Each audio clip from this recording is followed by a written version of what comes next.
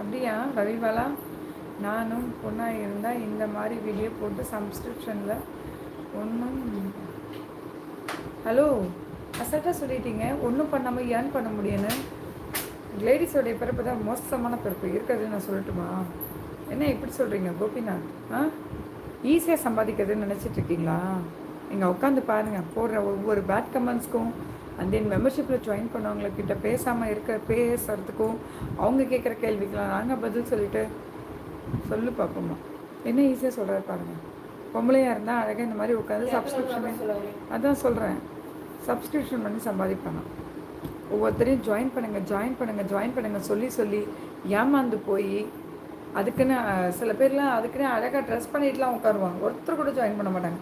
இந்த ஏமாத்துறாங்க பாருங்கள், அவங்களுக்கு நல்லா பேசவே வேணாம், அப்படியே ஜாயின் பண்ணிப்பாங்க. உண்மையாக இருக்கிறவங்களுக்கு அவ்வளோதான். அதனால தான் கடுப்பாகுது. எதுக்கு நம்ம உண்மையாக இருக்கணுன்ற மாதிரி ஒரு கடுப்பாகுது. சொல்லு பாப்பம்மா.